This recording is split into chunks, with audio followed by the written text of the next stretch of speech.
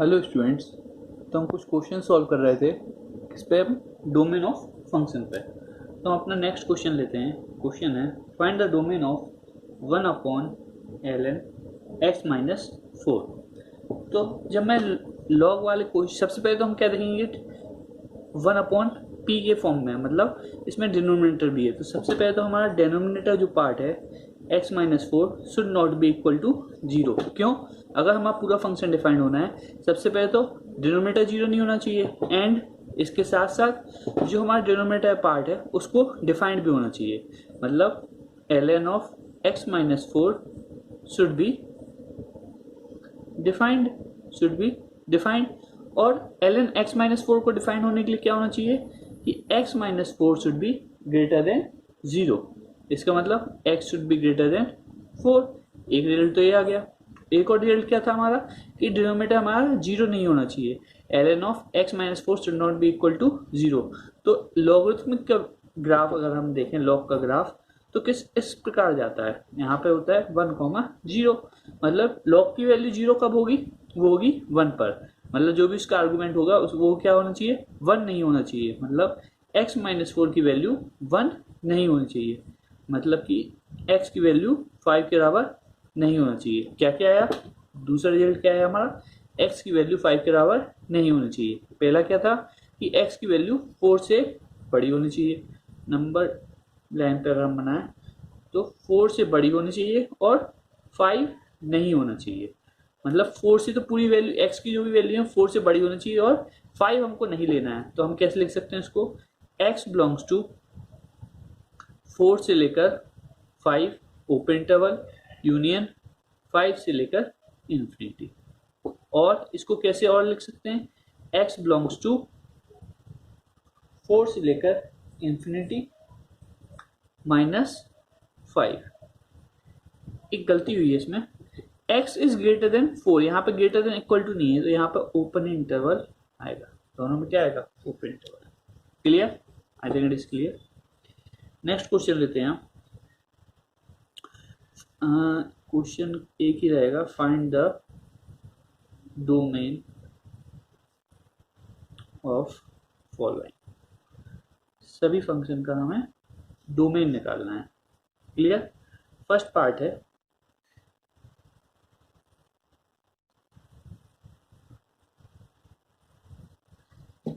ln of, अंदर है हमारा फ्रैक्शनल पार्ट ऑफ x। जो ये नोट कर रहा है वो है हमारा fractional part of x। Fractional part of x। तो हमें पता है कि हम कहाँ से जाते हैं, मोस्ट 90% केसेस में हम बाहर से अंदर की तरफ जाते हैं, जिससे हमारा सॉल्यूशन आसान पड़ता है। तो हमने देखा ln का जो है हमारा लॉगरिथमिक का डोमेन क्या होता है। इस ln x का डोमेन क्या होता है? x should be greater than 0। x की वैल्यू क्या होनी चाहिए? हमेशा 0 से बड़ी। तो हमें अब फ्रैक्शनल पार्ट जो x है उसको कहाँ पे डोमेन, किसके डोमेन में चेक करना है? लॉग के डोमेन में चेक करेंगे। तो क्या आएगा? Fractional part of x should be greater than 0। और फ्रैक्शनल पार्ट ऑफ x हमेशा क्या होता है? फ्रैक्शनल पार्ट ऑफ x की हमें पता है कि वो ग्रेटर देन इक्वल टू 0 होता है हमेशा। कहां से कहां तक? 0 से बड़ा ही होता है या फिर 0 के बराबर। 0 के बराबर कब होता है फ्रैक्शनल पार्ट ऑफ x?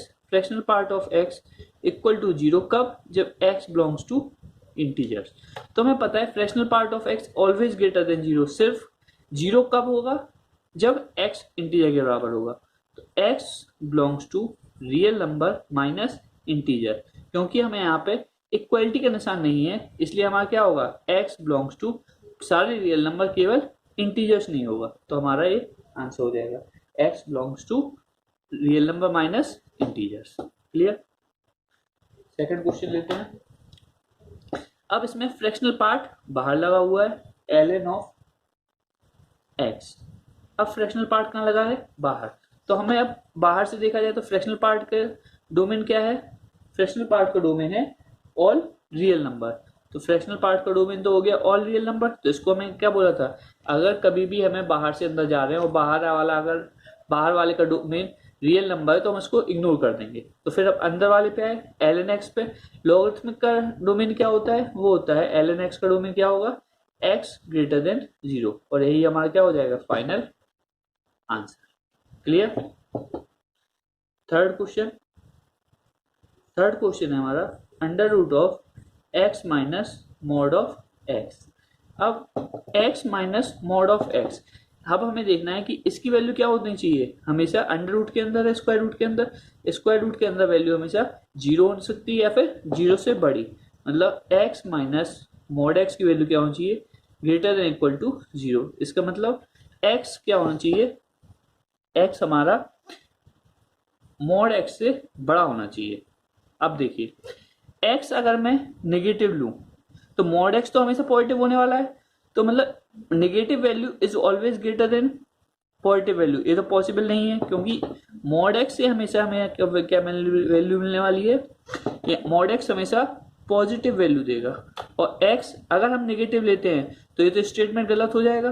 तो ए वाला स्टेटमेंट कब सही होगा, केवल तब सही होगा जब x क्या होगा हमारा पॉजिटिव नंबर होगा, x क्या होगा पॉजिटिव होगा, या फिर 0 पे भी क्या हो जाएंगे, दोनों बराबर हो जाएंगे। क्योंकि अगर मैं x की वैल्यू -1 लेता हूं तो यहाँ तो -1 ही रहेगा और यहाँ पे 1 हो जाएगा, तो -1 इज ग्रेटर देन 1 एक फॉल्स स्टेटमेंट है। तो कभी भी यहाँ पे कोई भी नेगेटिव नंबर उसके मॉडुलस से ज्यादा नहीं हो सकता, तो x बिलोंग करेगा यहाँ पे 0 से लेकर 0 पे क्लोज, 0 से लेकर इंफिनिटी, हमेशा क्या लेंगे हम, ऑल पॉजिटिव नंबर। अगर इसी क्वेश्चन को हम इस प्रकार लें 1/अंडर root of x minus mod x। Clear. तो सबसे पहले इस पूरे फंक्शन को डिफाइंड होना पड़ेगा, और मैंने देखा कि अभी फंक्शन को डिफाइंड होने के लिए न्यूमरेटर तो हमेशा डिफाइंड है, डिनोमिनेटर भी डिफाइंड होना होगा, और डिनोमिनेटर के लिए डिफाइंड होने के लिए हमने देखा denominator to be defined. Denominator कब डिफाइंड है, जब x बिलोंग्स टू 0 से लेकर इंफिनिटी। लेकिन हम यहाँ पे देखें अगर ये वाला पार्ट 0 हो गया, अगर हमने क्या कंडीशन ली है डिनोमिनेटर डिफाइंड होने के लिए, अभी ये वाला रिजल्ट कहाँ से आया, ऊपर वाले रिजल्ट से, और इस वाले रिजल्ट में था x minus mod x should be greater than equal to 0, तो x का बिलोंगिंग आया था हमारा 0 से लेकर इंफिनिटी। क्लियर। लेकिन यहाँ पे इस पूरे की वैल्यू 0 नहीं हो सकती, तो हमें क्या लेना है, यहाँ पे ओपन इंटरवल हम लेंगे, क्योंकि इसकी वैल्यू 0 नहीं हो सकती, वो हम चेक करेंगे। अब x minus mod x should not be equal to 0, x minus mod x की वैल्यू 0 नहीं हो सकती, मतलब x की वैल्यू मॉड x के बराबर नहीं हो सकती। अब x की वैल्यू मॉड x के बराबर नहीं हो सकती, तो यहाँ पे इसका मतलब क्या होगा, x मॉड x के बराबर नहीं हो सकता। अगर x हम पॉजिटिव नंबर लें तो यहाँ पे तो हमेशा पॉजिटिव मिलना है, तो यहाँ पे ही पॉजिटिव, और पॉजिटिव पॉजिटिव इक्वल हो जाएंगे दोनों। अगर यहाँ पे 1 लूंगा तो यहाँ पे भी 1 मिलना है, हाँ अगर यहाँ पे -1 लूंगा और यहाँ पे 1 मिलेगा तभी वाला स्टेटमेंट सही है। तो x को अगर मॉड x के बराबर नहीं होना है तो x जो है हमारा वो किसके बराबर नहीं होना चाहिए, पॉजिटिव नंबर नहीं होना चाहिए। x हमारा क्या है, वो पॉजिटिव नंबर नहीं होना चाहिए, ना ही 0 होना चाहिए, क्योंकि क्या देखा हमने सबसे पहले, अगर मैं शुरू से स्टार्ट करूं, स्टार्टिंग से मेरे पास क्वेश्चन था 1/अंडर root of x minus mod x। तो हमने देखा सबसे पहले कि न्यूमरेटर भी डिफाइंड होना चाहिए और डिनोमिनेटर, तो न्यूमरेटर ऑलवेज डिफाइंड है। डिनोमिनेटर को डिफाइंड होने के लिए हमने पिछले क्वेश्चन में सॉल्व कर चुके हैं कि x minus mod x should be greater than equal to 0, तो हमने इस वाले क्वेश्चन में क्या लिए, केवल x minus mod x should be greater than 0, तो x should be greater then mod x, तो x कहाँ बिलोंग करेगा, 0 से इंफिनिटी। लास्ट क्वेश्चन में समझाया था। अब डिनोमिनेटर में 0 भी नहीं आना चाहिए, डिनोमिनेटर 0 कब होगा, जब x माइनस मॉड x क्या हो जाएगा, 0 के बराबर, तो x should not B mod x equal x, और मॉड x बराबर नहीं होना चाहिए यहाँ पे। इसका मतलब क्या है कि x क्या है, कोई भी पॉजिटिव नंबर नहीं हो सकता, तो a हमारा सेकंड रिजल्ट आ गया, a हमारा फर्स्ट रिजल्ट आ गया। अगर मैं क्या करूं, फर्स्ट और सेकंड का इंटरसेक्शन लूं, तो क्या कहेगा, फर्स्ट रिजल्ट कह रहा है फर्स्ट रिजल्ट कह रहा है कि 0 से लेकर इन्फिनिटी तक हो और यहाँ पर ओपन इंटरवल, और सेकंड रिजल्ट क्या कह रहा है कि सॉरी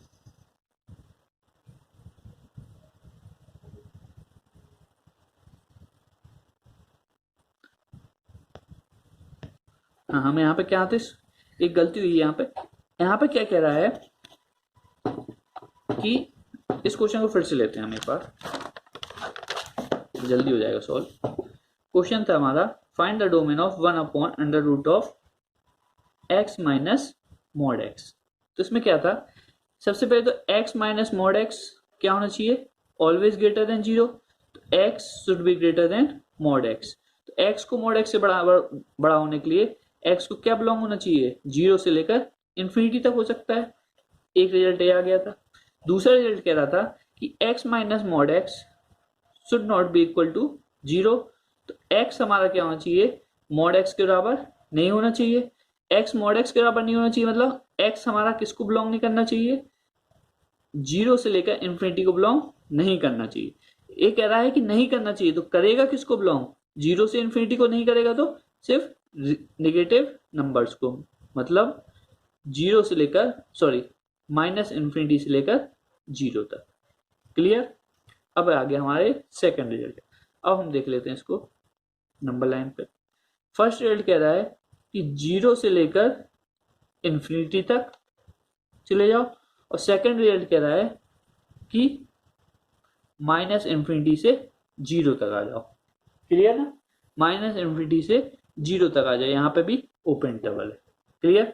तो इनका अगर मैं इन दोनों का इंटरसेक्शन लूं तो कोई भी कॉमन पॉइंट नहीं मिल रहा है। अगर कोई भी कॉमन पॉइंट नहीं मिल रहा है तो x बिलोंग्स टू 5। x किसको बिलोंग करेगा, 5 को। क्लियर। कैसा होगा ये, नल सेट, मतलब x की कोई भी ऐसी वैल्यू नहीं मिल सकती जहां पर ये हमारा फंक्शन क्या हो जाए, डिफाइंड हो जाए। क्लियर है। एक और इसका क्वेश्चन लेते हैं। अगर 1/√ऑफ मॉड x पहले होता है और माइनस x है, तो सबसे पहले कंडीशन वही कि इसको न्यूमरेटर डिफाइंड है, डिनोमिनेटर को डिफाइंड होने के लिए modulus x minus x should be greater than 0, तो modulus x should be greater then x। Modulus x को क्या होना है, x से बड़ा, तो x यहाँ पे बिलोंग करेगा हमारा माइनस इन्फिनिटी से 0 के लिए। कोई भी अगर हम नेगेटिव नंबर लेते हैं तो ये वाली कंडीशन हमारी सेटिस्फाई हो जाएगी।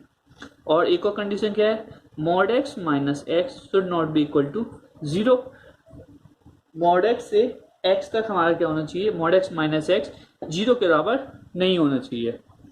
0 के बराबर नहीं होना चाहिए मतलब मॉड x को किसके बराबर नहीं होना है, x के बराबर नहीं होना है। x को किसके बराबर बिलोंग नहीं कर सकता, 0 से लेकर इन्फिनिटी तक बिलोंग नहीं कर सकता। तो बिलोंग किसको करेगा ये, x की वैल्यू कौन सी हो सकती है, माइनस इन्फिनिटी से 0 तक। ये पहला रिजल्ट है, ये दूसरा रिजल्ट।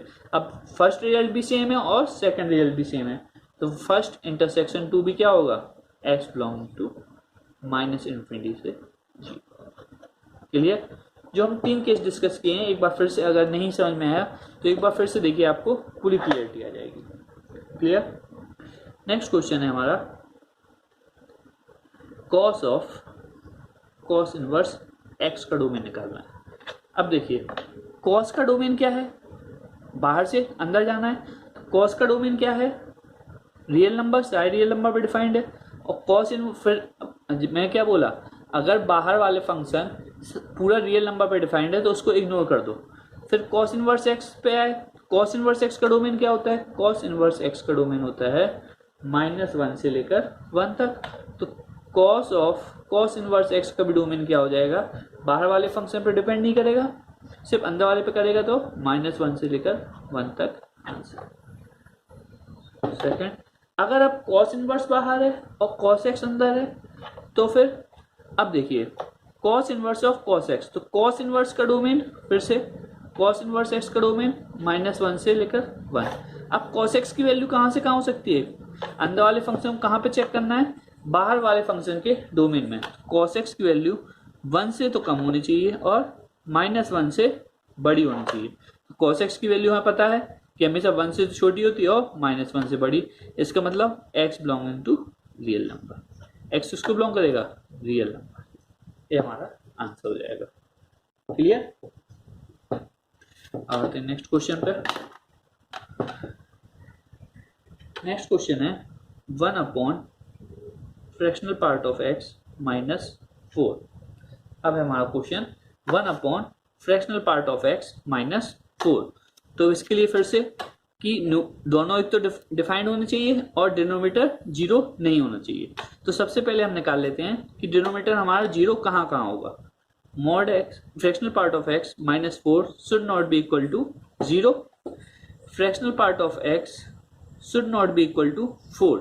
अब फ्रैक्शनल पार्ट ऑफ x 4 के बराबर नहीं होना चाहिए।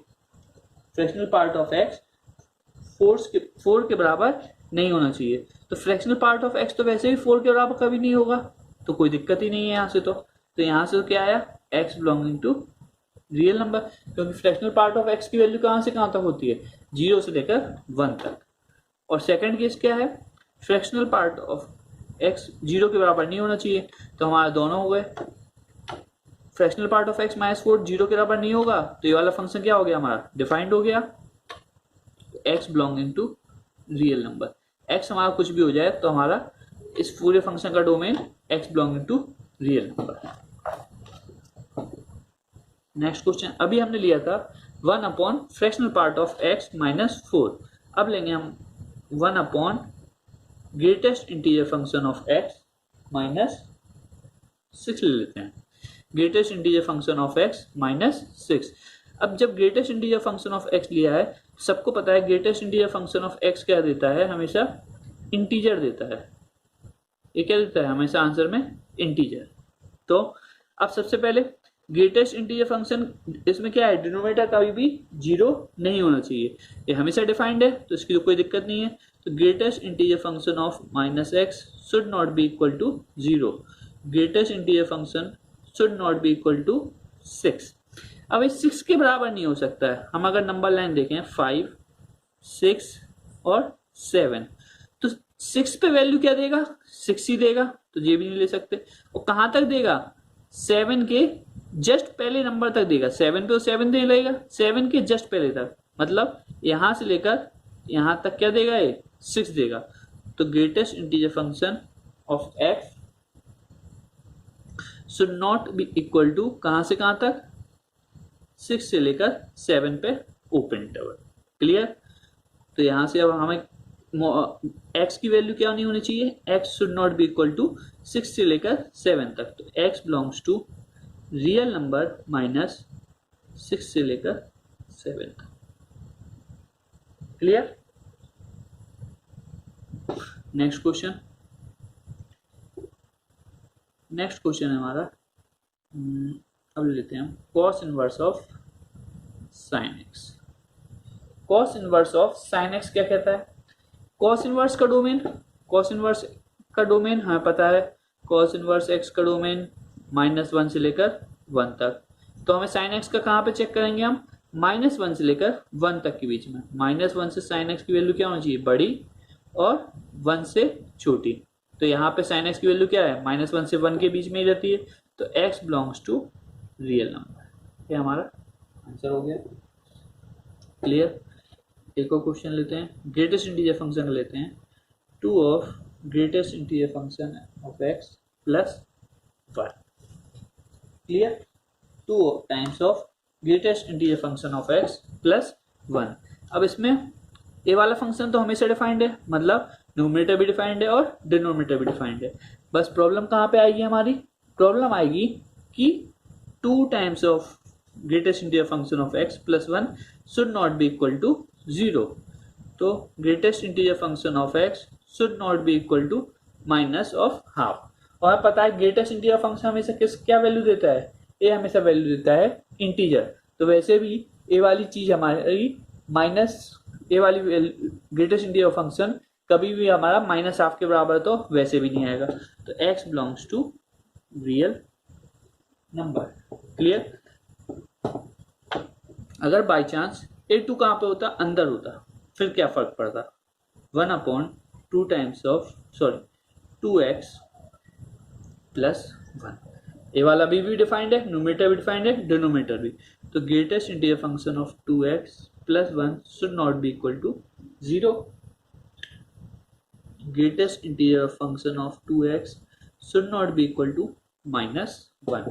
अगर 2x का ग्रेटेस्ट इंटीजर फंक्शन -1 के बराबर नहीं होना है, सेम कंसेप्ट, -1 0 1 कहाँ से कहाँ नहीं आना चाहिए, इसको इसके बीच नहीं आना चाहिए। मतलब 2x should not belongs to -1 से लेकर 0 तक। क्लियर? मतलब x should not belong to -12 से लेकर 0 तक। x को कहां से कहां नहीं होना चाहिए, 2x को कहां से कहां नहीं होना चाहिए, -1 से 0 तक। मतलब x को कहां से कहां नहीं होना चाहिए, -1 से 0 तक। मतलब x की इस वैल्यू को छोड़ के हमारा फंक्शन कहाँ है, हर जगह पर डिफाइंड है। तो x belongs to real number -12,0। ये हमारा डोमेन हो जाएगा इस फंक्शन का। क्लियर? और वहीं पे अगर 2 बाहर था तो डोमेन क्या था हमारा, x belonging to real number. Clear है? ठीक। अब नेक्स्ट क्वेश्चन,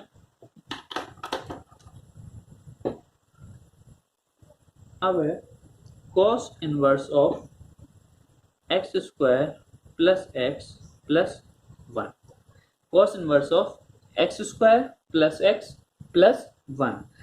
अब यहां पे भी क्या हो गया, एक कंपोजिट फंक्शन हो गया। कौन कौन सा फंक्शन है, cos इनवर्स भी है और क्वाड्रेटिक भी है। cos इनवर्स के अंदर क्या है, क्वाड्रेटिक।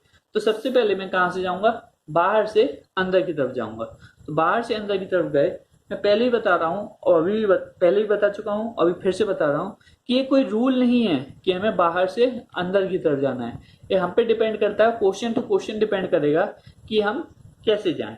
हम बाहर से भी अंदर जा सकते हैं, बाहर से भी अंदर जा सकते हैं और अंदर से भी बाहर। लेकिन डोमेन के क्वेश्चनों में 90% हम बाहर से अंदर जाएंगे क्योंकि कैलकुलेशन हमारी इजी हो जाती है। क्लियर? अब cos इनवर्स का डोमेन क्या है, -1 से 1।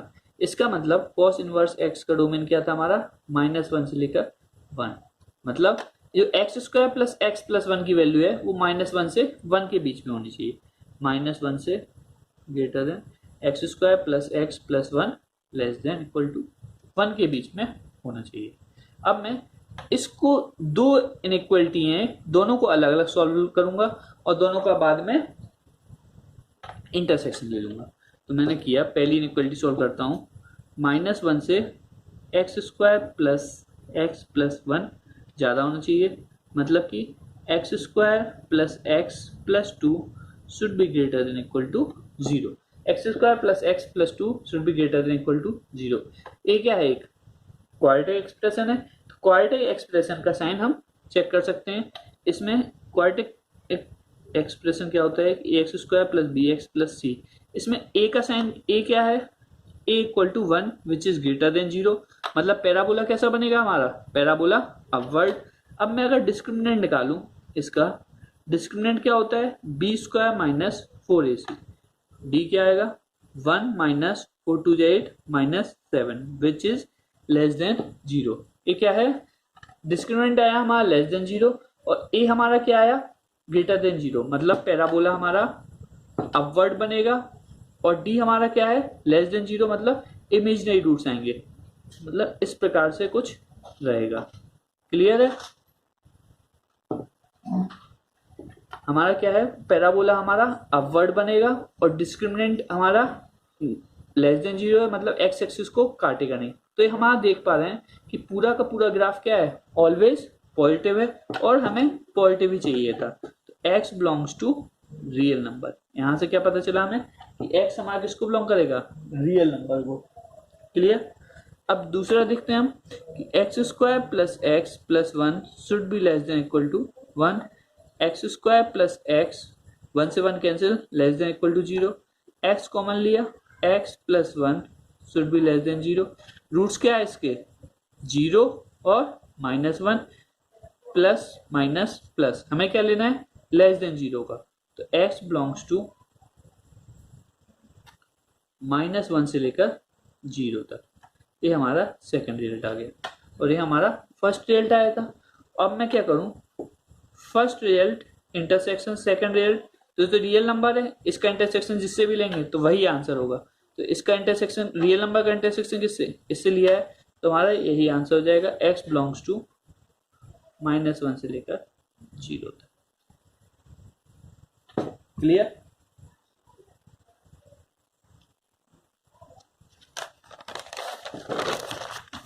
आपके लिए अभी यहीं पर एक क्वेश्चन लिख रहा हूं मैं, आप उसका सॉल्व करिएगा। सेम इसी पैटर्न पर है, 2x upon x square plus 1। ये आपके लिए क्वेश्चन है, आपको होमवर्क समझ लीजिए या फिर प्रैक्टिस के लिए समझ लीजिए। इसका आप क्वेश्चन मुझे कमेंट बॉक्स में बताइएगा, तो मैं फिर आपको वहां पर रिप्लाई कर दूंगा। क्लियर? हम नेक्स्ट क्वेश्चन लेते हैं। tan of sine inverse x। अब हम क्या ले रहे हैं, tan of sine inverse x। अगर हम tan of sine inverse x लें, अब मैं देखता हूं, फिर से बाहर से अंदर की तरफ जाता हूं, तो tan का डोमेन क्या होता है, tan का डोमेन होता है x belongs to real number minus, कहां का डिफाइंड नहीं है, tan कहां पे, जहां पर cos x 0 होता है, 2n+1 π/2 पर एक डिफाइंड नहीं होता है हमारा tan फंक्शन। अब मैं देखूं, अब मुझे कहां पर चेक करना पड़ेगा, अब मुझे साइन इनवर्स x इस पूरे में चेक करना पड़ेगा कि कहां कहां पे। तो अब मैं देख पा रहा हूं कि जैसे कि एक पीरियोडिक फंक्शन है, तो मुझे n की अलग अलग वैल्यू पर बदलूंगा तो अलग अलग एक नंबर मिलता जाएगा, तो मैं यहाँ पे सही से चेक नहीं कर सकता। तो इस टाइप के क्वेश्चनों में हम क्या करते हैं, बाहर से अंदर न जाते हुए अंदर से बाहर की तरफ आते हैं। कैसे? जैसे क्वेश्चन था हमारा tan of sine inverse x। Sign inverse x का डोमेन क्या होता है, इसका डोमेन होता है x बिलोंग्स टू -1 से लेकर 1, और इसकी रेंज क्या होती है, इसकी रेंज होती है -π/2 से लेकर π/2 तक। मतलब साइन इनवर्स x कहाँ पे क्या आंसर देगा हमें, x बिलोंग का क्या करेगा, -1 से 1 तक बिलोंग कर सकता है, और ये पूरा आंसर कहाँ पे देगा, -π/2 से π/2 के बीच में देगा, इसी के बीच में दे सकता है। तो मैं क्या करूं, यहाँ पे मुझे क्या वैल्यू मिल सकती है, -π/2 से π/2 तक मिल सकती है, मतलब tan की वैल्यू हमें कहाँ पे, -π/2 से π/2 तक के बीच में बताना है। तो tan का अगर मैं ग्राफ बनाऊं, -π/2 π/2,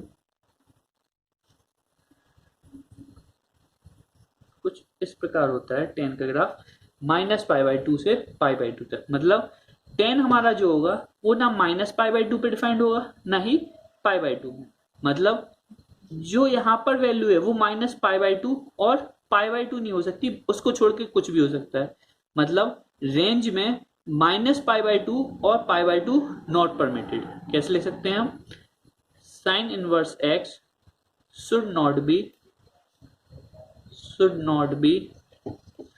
equal to -π/2 एंड π/2, क्योंकि हम देख रहे हैं -π/2 और π/2 के बीच की सारी वैल्यू पे हमारा tan x डिफाइंड है, लेकिन -π/2 पे और π/2 पे हमारा जो tan का फंक्शन है वो हमारा डिफाइंड नहीं है। तो sine inverse x should not be equal to -π/2 और π/2, और साइन इनवर्स x हमारा -π/2 π/2 कब होते हैं, वो किस वैल्यू पे होते हैं, -1, और जब x की वैल्यू क्या होगी, -1 और 1। मतलब कि यहाँ पे हम डोमेन ऑफ फंक्शन में क्या -1 और 1 नहीं लेंगे, बाकी कुछ भी ले सकते हैं। तो हमारा डोमेन ऑफ फंक्शन क्या हो जाएगा, किसका, domain of function of tan of sine inverse x क्या हो जाएगा, इसका डोमेन -1 से लेकर 1 तक। क्लियर? क्या था, फिर से देखते हैं एक बार। tan of sine inverse x है, tan of sine inverse x, तो इसका डोमेन क्या हो गया, -1 से 1, और साइन इनवर्स x की रेंज क्या है, -π/2 से π/2। तो मतलब अगर मैं अब कहां से अंदर से बाहर जा रहा हूं, तो यहाँ पे आंसर क्या मिलेगा हमें, -π/2 से π/2। तो tan की वैल्यू जो भी हमें वैल्यू देगा, मतलब tan कहाँ पे, -π/2 से π/2 तक डिफाइन होना चाहिए। हमने ग्राफ देखा कि -π/2 और π/2 को छोड़ के पूरे में डिफाइंड है।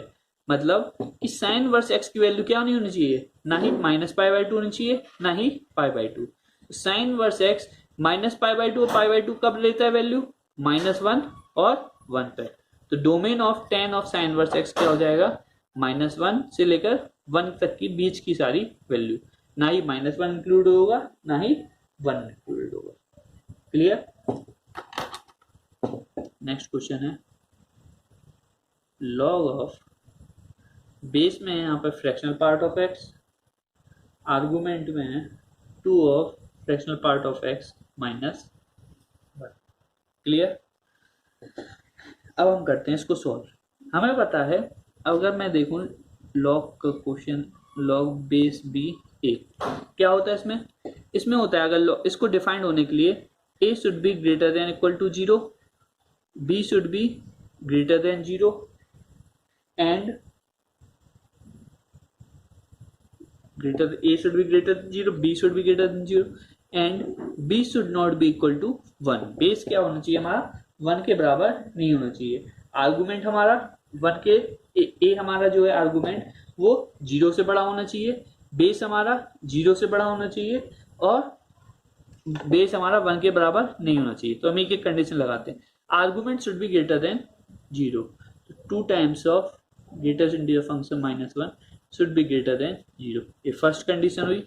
सेकंड कंडीशन, बेस हमारा 0 से बड़ा होना चाहिए, मतलब fractional part of x should be greater than 0।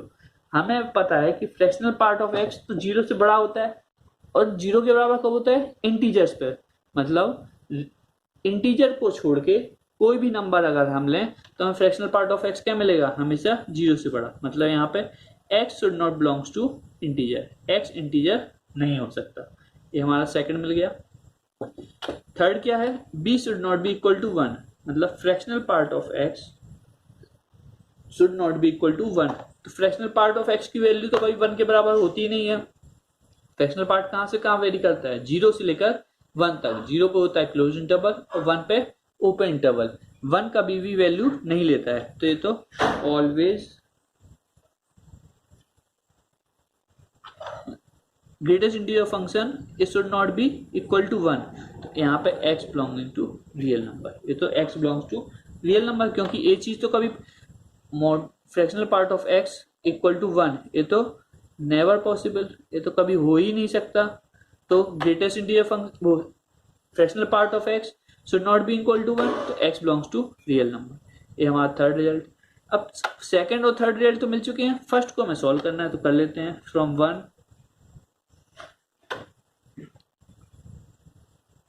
1 क्या था, 2 times of fractional part of x -1 should be greater than 0, fractional part of x should be greater than half.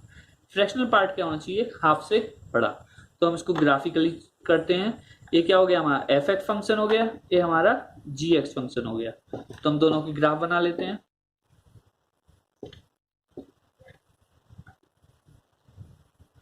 Zero 1 2 3 -1 -2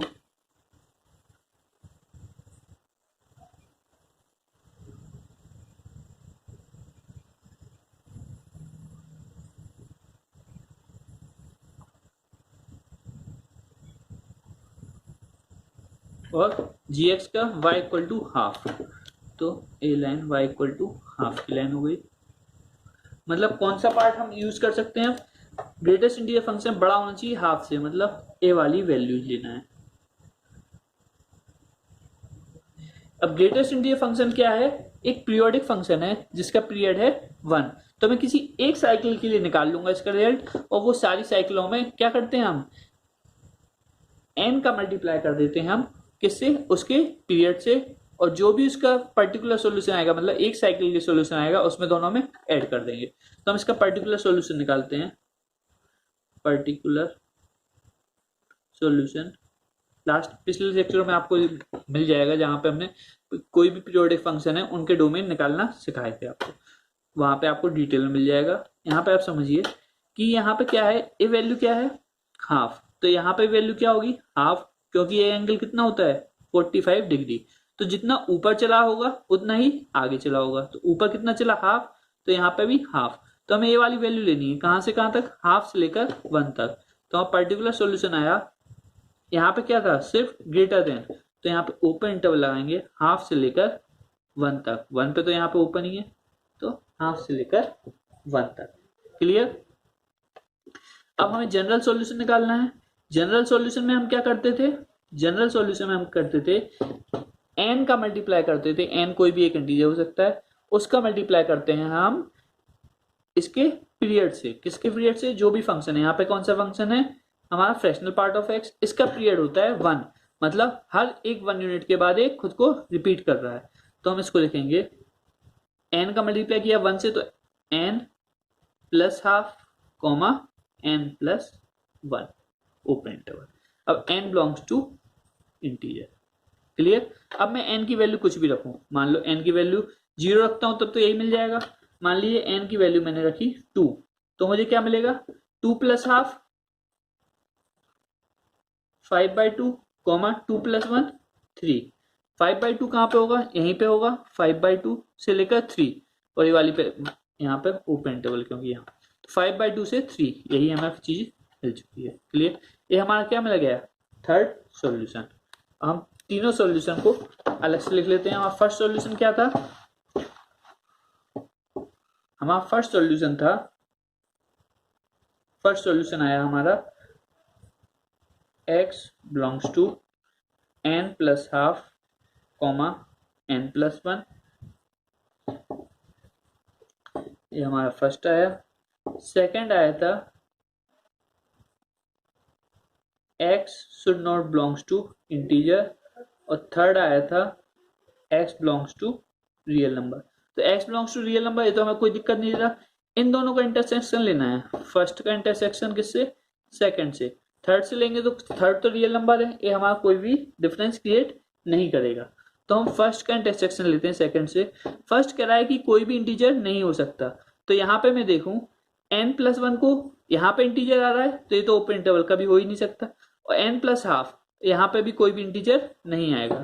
तो x belong क्या किसको करेगा, हमारा n plus half comma n plus 1, यही क्या हो जाएगा हमारा आंसर। क्लियर। अब मैं कुछ और क्वेश्चन दे रहा हूं आपको। एक क्वेश्चन पहले दिया था, वो लिख देता हूं यहाँ पे, sine inverse of 2x upon x square plus 1, question 1। Question 2 है हमारा, लॉग ऑफ बेस में है x minus 1 upon x plus 1, argument में है x square minus 9 upon x plus 2। एक और क्वेश्चन है, क्वेश्चन 3,